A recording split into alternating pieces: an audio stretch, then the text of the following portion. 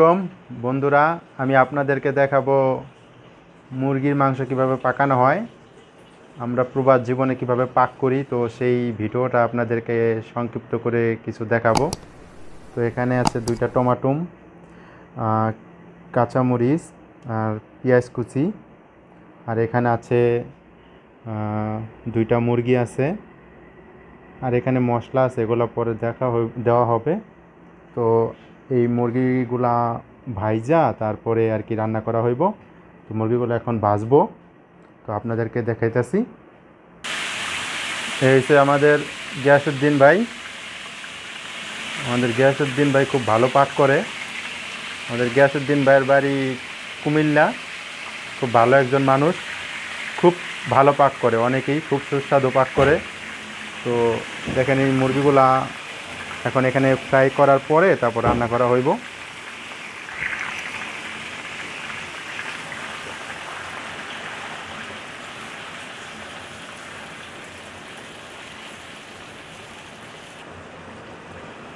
প্রবাস জীবনে পাক কইরা খাইতে হয়, কিছু করার নাই, কারণ জীবন তো চালাই যাইতে হইব।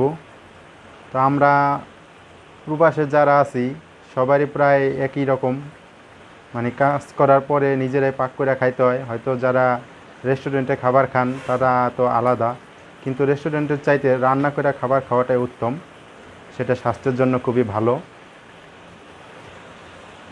তো প্রবাস জীবন তো কষ্টের, তো সেই কষ্টের কিছু মহিমা যারা প্রবাসে থাকে তারাই বুঝে, ওটা হয়তো অন্য তারা কেউ বুঝবো না।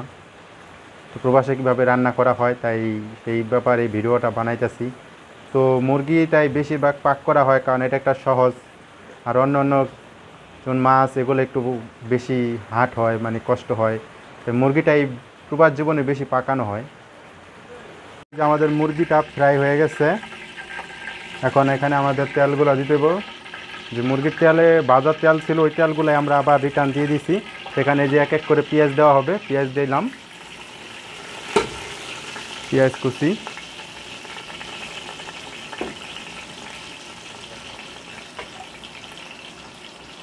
তারপরে দিতে হইব মরিচ,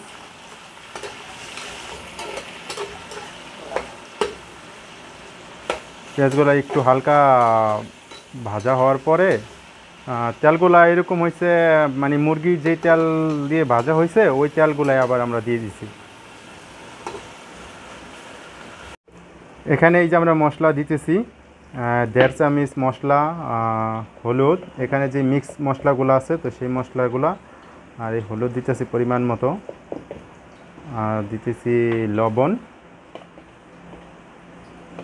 লবণ দেওয়া ডাইরেক্ট দেওয়া হবে, এখানে সাধ্য মতো লবণ দেওয়া হবে।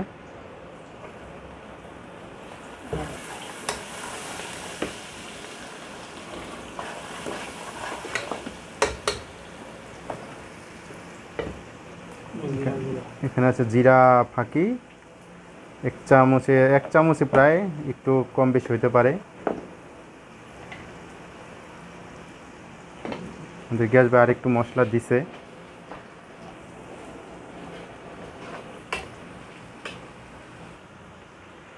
আমাদের এই যে পেঁয়াজটা হালকা বাদামি কালার হইলে তখন আমরা মশলাগুলো দেবো আর মরিচ দেবো। পাশাপাশি কিন্তু আমরা আজকে ডালও পাক করতেছি। এটা হচ্ছে ডাল পাক করা হবে, তো ওইটা ডালটা ভুনা করা হবে। তো এটা হচ্ছে ডাল, এই ডালগুলো ভুনা করব। পেঁয়াজটা বাদামি কালার হয়ে গেছে, এখন এখানে আমরা আদা দেব। এখানে আদা রসুন একসাথে ব্লেন্ডার করা আছে।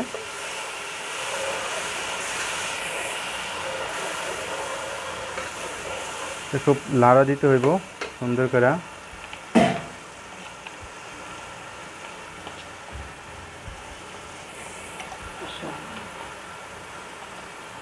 আরেকটু আদা হয়তো, হ্যাঁ আরেকটু আদা দেওয়া হইতেছে পরিমাণ মতো। আদা রসুন একসাথে মিক্স করা।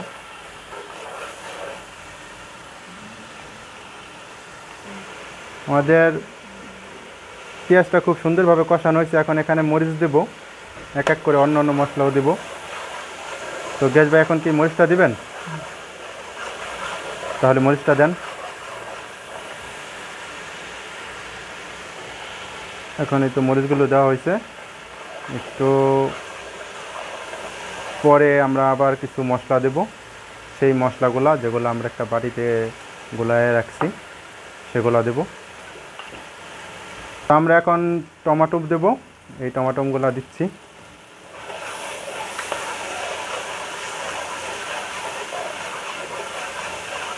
একটু কষানো হইলে আদা রসুনগুলো, মরিচ, টমেটোগুলো একটু নরম হইলে তারপরে অন্য মশলাগুলো সেগুলো দেব। তো আমরা এখন মশলাগুলো দেব। দেখেন আমাদের গ্যাস ভাই মশলাগুলো খুব সুন্দরভাবে গুলাইছে। এখন মশলাগুলো দেওয়া হয়েছে, তো আমি লাড়া দিতেছি।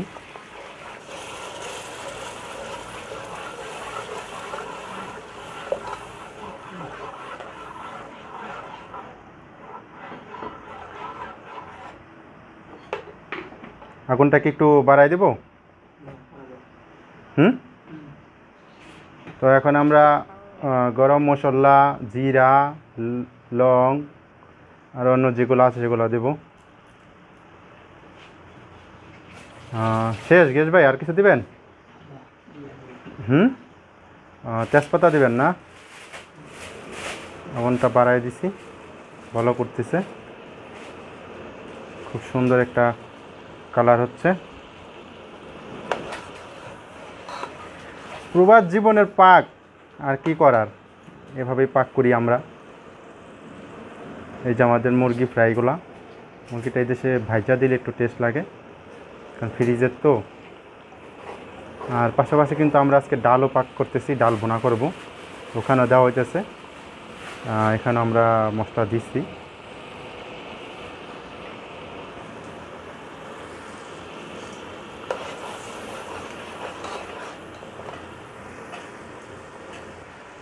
তো আমরা এখন মুরগিগুলা দিয়ে দেব। দেখেন এই তো মুরগিগুলো দেওয়া হয়ে গেছে।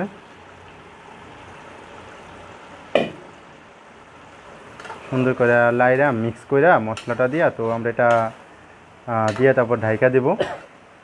এখানে কিন্তু পানি সীমিত, মানে যা হয়েছে তাই মুরগির থেকে, বা আগের যেই পানি ছিল আমরা কিন্তু মশলার সাথে যে পানিটা দিচ্ছি ওইটুই পানি, একদম কম হইব। আর এটা হচ্ছে আমাদের ডাল, আজকে আমাদের ডাল আর মুরগি হচ্ছে। তো আমরা এখন মুরগিটা ঢাইকা দেব, সীমিত আগুন দিয়ে রাখবো, একদম যেটা নিবি নেবু আগুন হয় সেই আগুন দিয়ে রাখবো, মুরগিটা একদম নরম হয়ে যায়। আমরা এখন ঢাইকা দিচ্ছি। আমাদের ডালটাও খুব সুন্দর হয়ে আসছে, তো এটাও ঢাইকা দেব পানি দিয়ে। তো বন্ধুরা আমাদের মুরগিটা হয়ে গেছে এখন, এর আগে আমরা দেখছি, তো এখন আবার আপনাদের দেখানোর জন্য আবার এইটা করতেছি। তো গ্যাস ভাই ওঠান, এখনটা অফ করে দিবেন। ও মাশাআল্লাহ মাশাআল্লাহ মাশাআল্লাহ মাশাআল্লাহ। তো গ্যাস ভাই এক পিস খান, খাইয়া টেস্ট করে দেখেন কী অবস্থা হয়, এটাই খান। তো আমাদের গ্যাস ভাই টেস্ট করতেছে, বিসমিল্লাহ। চাই কেমন হয়েছে গ্যাস ভাই? আমি একটু দেখি, পুরোটা লাগবো না। বিসমিল্লাহ, মাশাআল্লাহ, দারুণ টেস্ট হয়েছে। আল্লাহ হাফেজ বন্ধুরা, আমাদের ভিডিও যদি ভালো লাগে তো জানাবেন। আসসালামু আলাইকুম।